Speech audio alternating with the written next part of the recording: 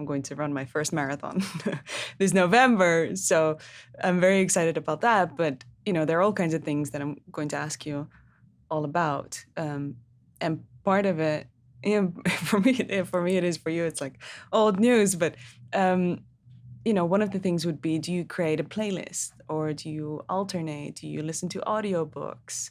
I guess it's also a very personal thing. But how do you put that together? For me, it's all pretty upbeat, kind of like, I don't know,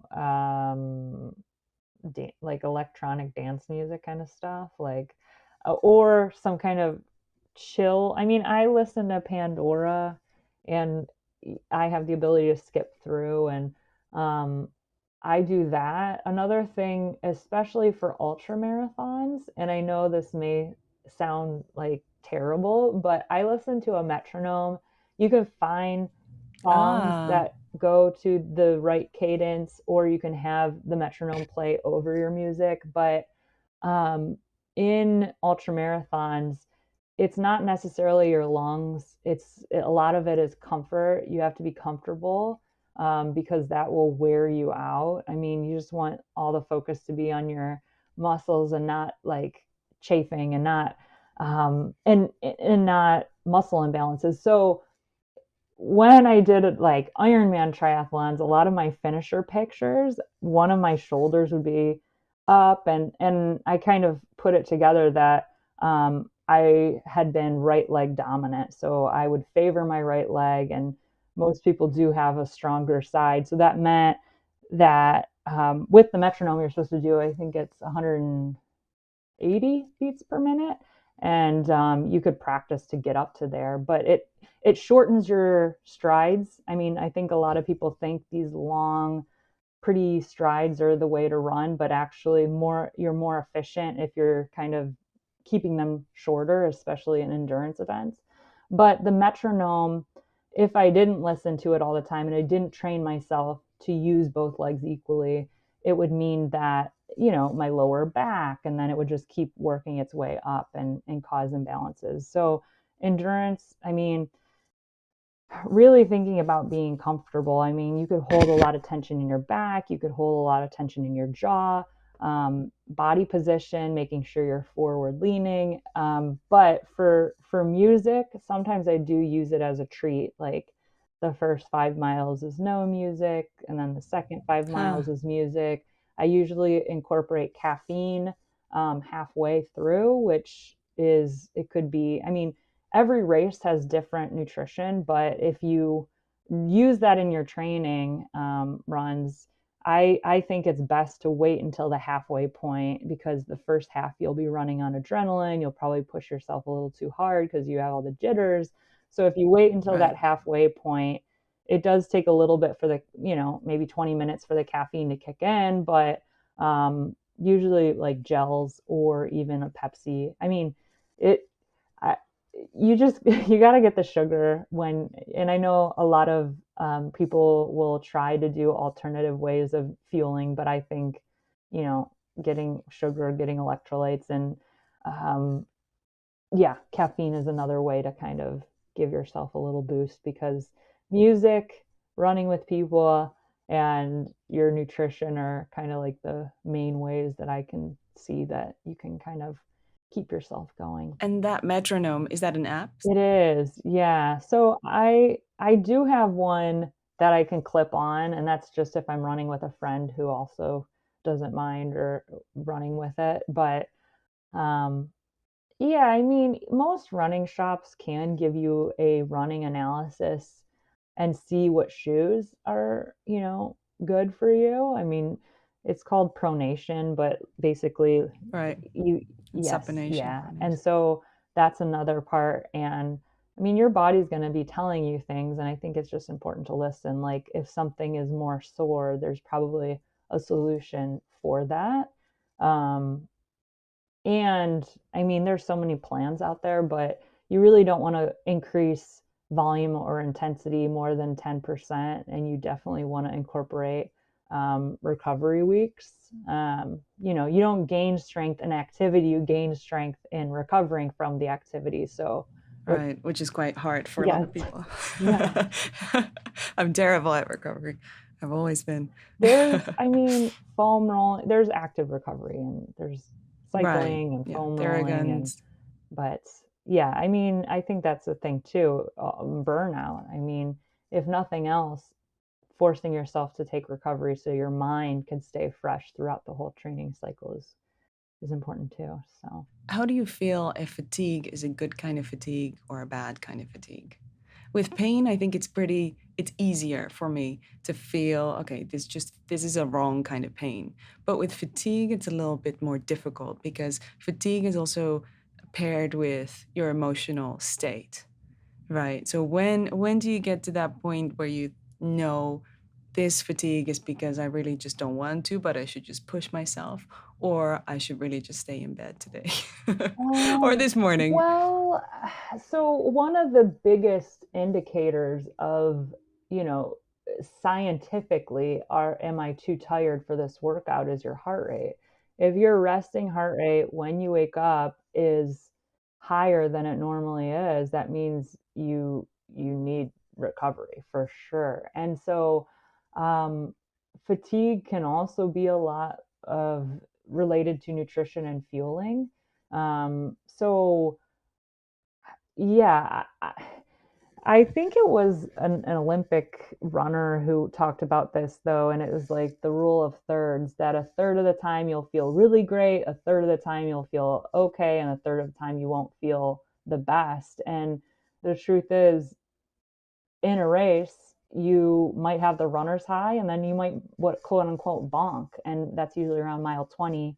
And so I think fatigue, you know, injury is one thing, but fatigue, I think it is part of the training too, because you're expanding your capabilities and your load. So um yeah, it's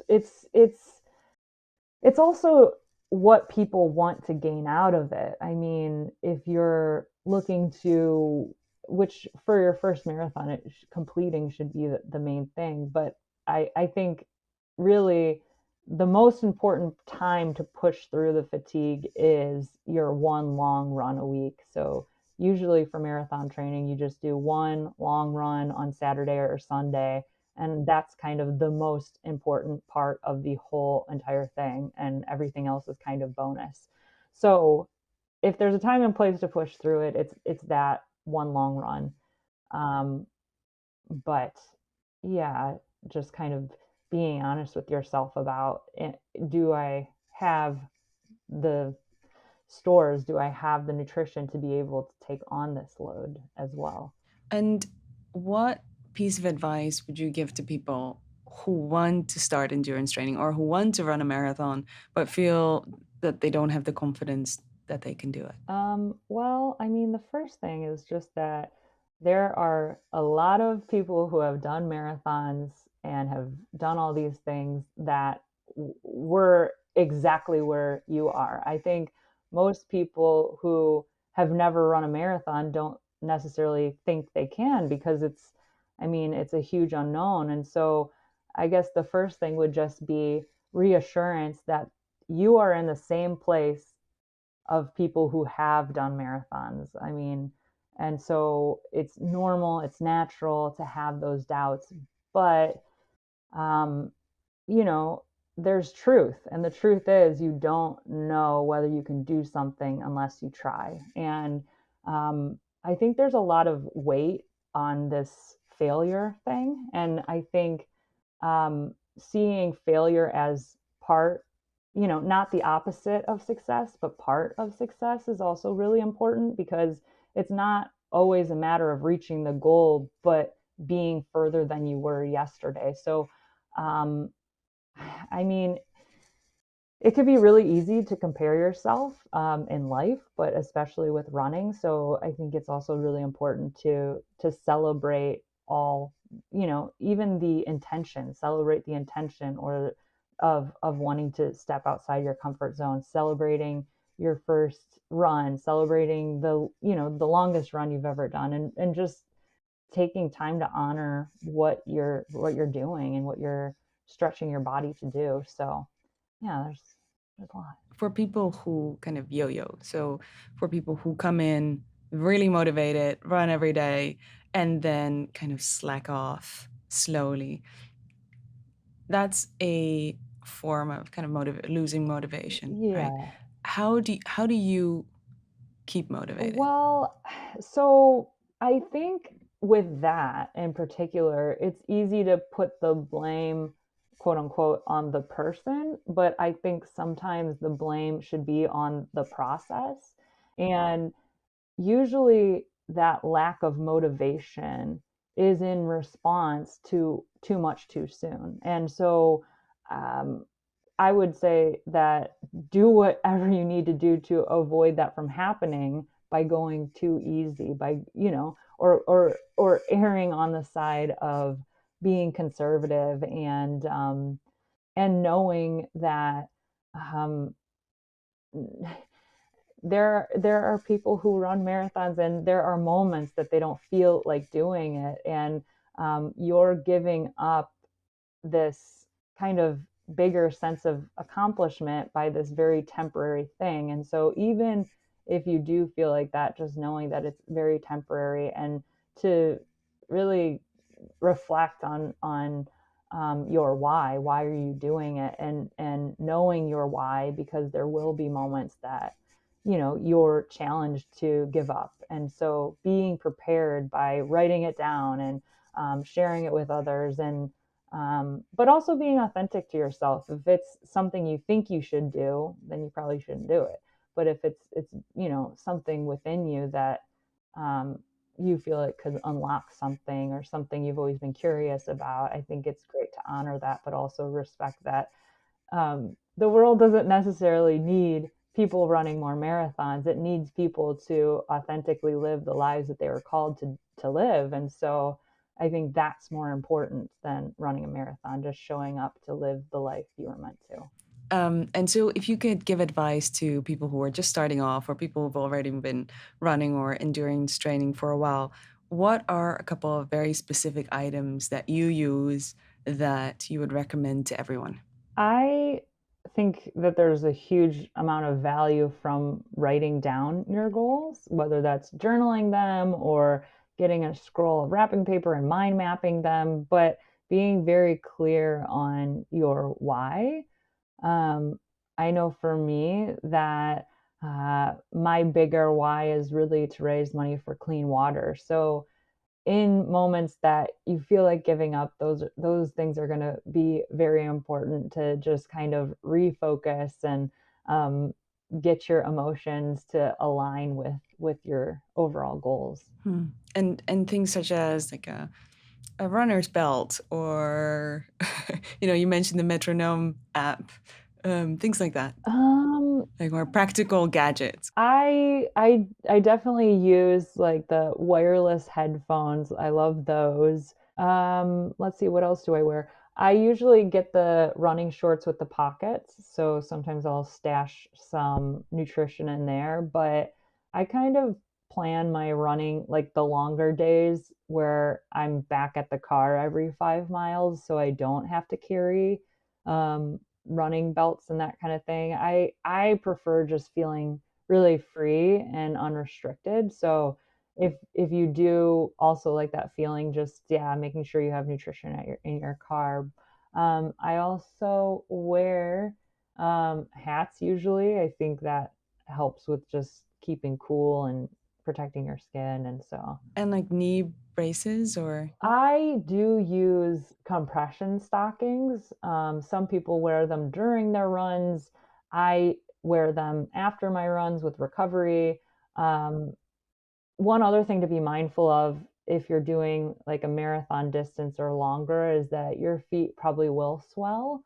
And so I go up a half size or maybe even a full size just to prevent blisters and losing toenails. And so um yeah, but I mean everyone has their own preferences. I think it's important to use training as the testing ground with nutrition and um I mean, I'm very, regimented about my nutrition because I found what works for me. And um, I'm a big fan of liquid based, so I don't usually do solids. And So it's 100% sports drinks. And that helps me, one, stay hydrated, but two, it if you're digesting something, that's actually taking energy away from your muscle, using your muscles. So I want to use all the energy I possibly can on movement, not digestion. So that's why Right. I think